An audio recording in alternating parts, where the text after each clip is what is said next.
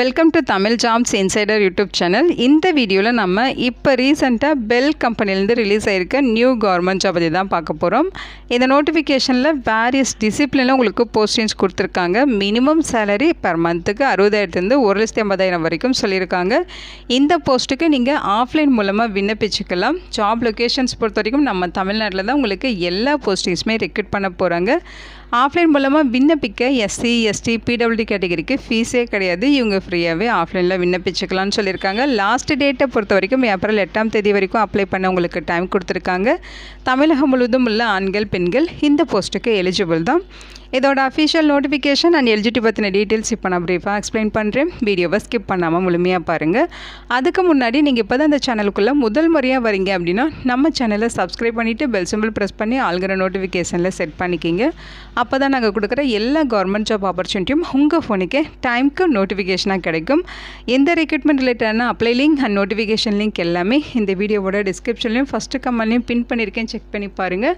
இந்த வீடியோக்கு ஒரு லைக் கொடுத்துருங்க. நீங்கள் கொடுக்குற லைக் எங்களுக்கு அடுத்தடுத்த வீடியோ போகிறதுக்கான மிகப்பெரிய மோட்டிவேஷனாக இருக்கும். இப்போ வாங்க நம்ம வீடியோக்குள்ளே போகலாம். இதுதான் இந்த ஜாபுக்கான அஃபீஷியல் அப்ளிகேஷன் ஃபார்ம். ஆஃப்லைன் மூலமாக தான் விண்ணப்பிக்க சொல்லியிருக்காங்க. இந்த அப்ளிகேஷன் ஃபார்ம் தான் நீங்கள் அப்ளை பண்ணுறதுக்கு யூஸ் பண்ணணும். இதை எப்படி ஃபில் பண்ணுறதுங்கிறத ஷார்ட்டாக எக்ஸ்பிளைன் பண்ணுறேன். அதுக்கு முன்னாடி இந்த வீடியோ ஒரு இண்டிபெண்டன்ட் ரிவ்யூ வீடியோ தான்.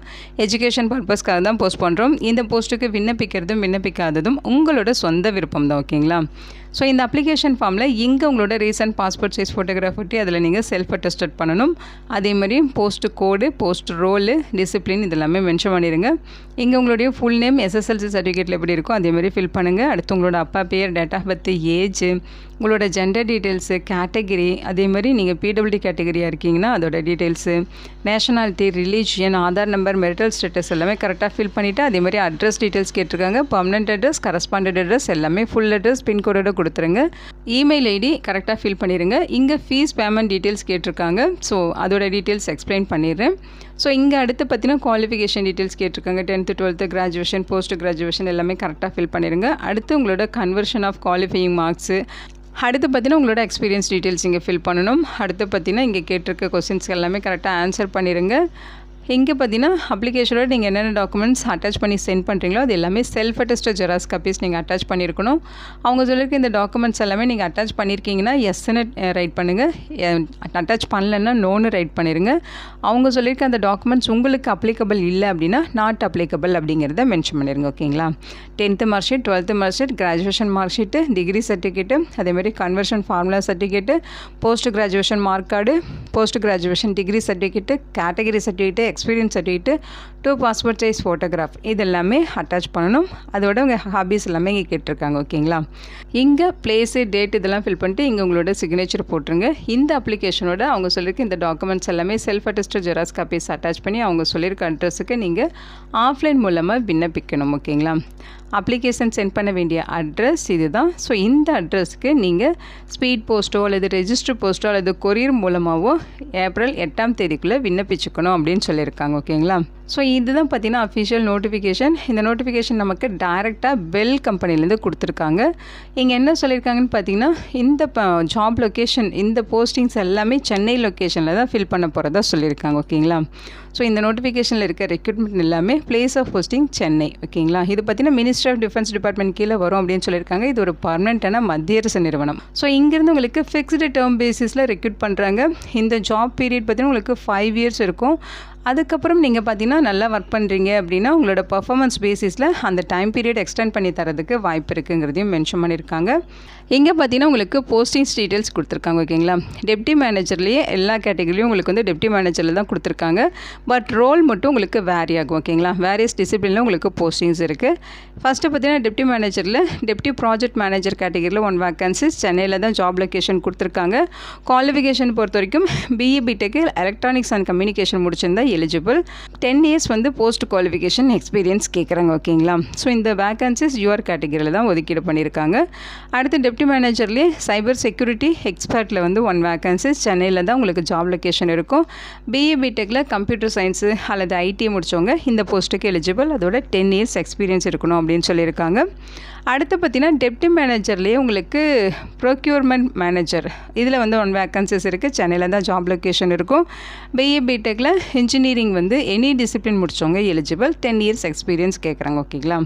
அடுத்து டெப்டி மேனேஜர்லேயும் உங்களுக்கு QA மேனேஜரில் 1 வேக்கன்சிஸ், சென்னையில் தான் ஜாப் லொக்கேஷன். அதேமாதிரி BE BTECல இன்ஜினியரிங்கில் எனி டிசிப்ளின் முடித்தவங்க எலிஜிபிள், 10 இயர்ஸ் எக்ஸ்பீரியன்ஸ் வேணும். ஓகேங்களா.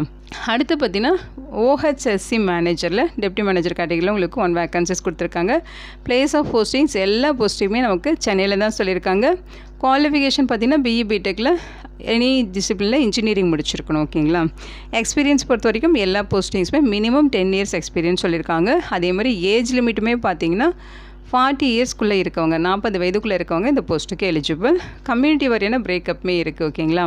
அவங்க சொல்லியிருக்க ஏஜ் லிமிட் இல்லாமல் உங்களுக்கு ஏஜில் ரிலாக்ஸேஷன்ஸுமே இருக்குது. SC STனா 5 இயர்ஸ், OBCனா 3 இயர்ஸ், இந்த மாதிரி ஏஜில் ரிலாக்ஸேஷன் கொடுத்துருக்காங்க. இங்கே எஜுகேஷனல் குவாலிஃபிகேஷன் எக்ஸ்ப்ளனேஷன் கொடுத்துருக்காங்க. ஓகேங்களா. இப்போ டெப்டி மேனேஜரில் உங்களுக்கு டெப்டி ப்ராஜெக்ட் மேனேஜர் போஸ்ட்டுக்கு அப்ளை பண்ணிட்டீங்கன்னா BE BTECல ECE அதாவது எலக்ட்ரானிக்ஸ் அண்ட் கம்யூனிகேஷன் இன்ஜினியரிங்கில் 60% மார்க் வச்சுருக்கணுங்கிற மாதிரி சொல்லியிருக்காங்க.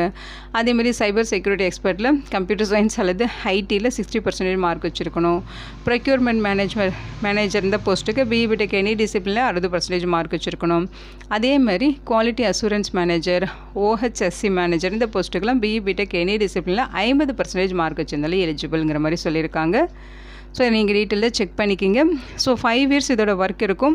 ஃப்யூச்சரில் இதை எக்ஸ்டெண்ட் பண்ணி தரதுக்கு வாய்ப்பு இருக்குங்கிறத இங்கே மென்ஷன் பண்ணியிருக்காங்க. சேலரியை பொறுத்த வரைக்கும் இனிஷியலே 60,000 1,50,000 வரைக்கும் உங்களுக்கு சேலரி இருக்கும். இது இல்லாமல் உங்களுக்கு சம் அலவன்சஸும் ப்ரொவைட் பண்ணுவாங்க. அந்த அலவன்சஸ் டீட்டெயில்ஸுமே இங்கே கொடுத்துருக்காங்க, செக் பண்ணிக்கிங்க. இந்த போஸ்டிங்ஸ்க்கான ஜாப் ரெஸ்பான்சிபிலிட்டிஸ் என்ன, அதேமாதிரி எக்ஸ்பெரிமெண்ட் ரெக்ரூட்மெண்ட் என்ன, இதெல்லாமே இங்கே கொடுத்துருக்காங்க. எல்லா போஸ்டிங்ஸுமே தனித்தனியாக கொடுத்துருக்காங்க. டீட்டெயில்டாக நீங்கள் படித்து பார்த்து தெரிஞ்சுக்கோங்க. ஸோ இந்த போஸ்ட்டுக்கான செலெக்ஷன் ப்ராசஸ் ரிட்டன் டெஸ்ட்டு, அதை ஃபாலோ பண்ணி உங்களுக்கு இன்டர்வியூவும் இருக்கும். ஓகேங்களா. ஸோ ரிட்டன் டெஸ்ட்டில் வந்து ஷார்ட் லிஸ்ட் ஆகிறவங்களுக்கு ஒரு போஸ்ட்டுக்கு 7 பேர் அப்படிங்கிற ரேஷியோவில் இன்டர்வியூக்கு கூப்பிடுவாங்க. ஸோ இது ரெண்டையும் பேஸ் பண்ணி தான் உங்களை வந்து ரெக்ரூட் பண்ணுவாங்க. ரிட்டன் டெஸ்ட்டு பார்த்தீங்கன்னா அப்ஜெக்டிவ் டைப் கொஸ்டின்ஸ் தான் இருக்கும். 85 மார்க்குக்கு எக்ஸாம் நடக்கும் அப்படின்னு சொல்லியிருக்காங்க. டெக்னிக்கல் டொமைன்லேருந்து கொஸ்டின்ஸ் இருக்கும். அதேமாதிரி ஜென்ரல் ஆப்டிடியூட்லேருந்து உங்களுக்கு கொஸ்டின்ஸ் இருக்கும். ஓகேங்களா. மினிமம் குவாலிஃபைங் மார்க் டீட்டெயில்ஸுமே கொடுத்துருக்காங்க. இந்த ரிட்டன் டெஸ்ட்டுக்கான கால் லெட்டர் உங்களுக்கு இமெயில் மூலமாக சென்ட் பண்ணுவோன்னு சொல்லியிருக்காங்க. ஸோ அப்ளை பண்ணுறப்போ உங்களோட மெயில் ஐடி, ஃபோன் நம்பர், வேலிடான டீட்டெயில்ஸ் கொடுத்துருங்க. ஸோ இங்கே வந்து அப்ளிகேஷன் சென்ட் பண்ண வேண்டிய டீட்டெயில்ஸ் எல்லாமே கொடுத்துருக்காங்க. 1 by 1 செக் பண்ணி பாருங்கள்.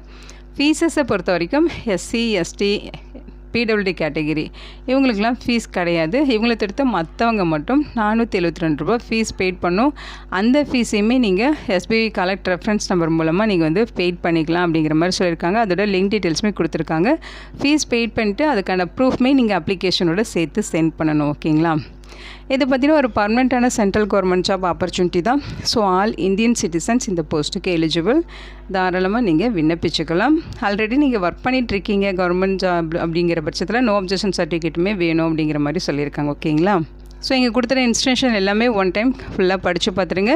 நீங்கள் அப்ளிகேஷன் சென்ட் பண்ணுறப்ப அப்ளிகேஷனோட சென்ட் பண்ண வேண்டிய அந்த டாக்குமெண்ட்ஸோட டீட்டெயில்ஸ் கொடுத்துருக்காங்க. எல்லாமே செல்ஃப் அட்டஸ்டட் ஜெராக்ஸ் காப்பீஸ் தான் நீங்கள் அட்டாச் பண்ணணும். ஸோ இங்கே கொடுத்துருக்க டாக்குமெண்ட்ஸ் எல்லாமே கரெக்டாக நீங்கள் அட்டாச் பண்ணி ஆஃப்லைன் மூலமாக விண்ணப்பிச்சிருங்க.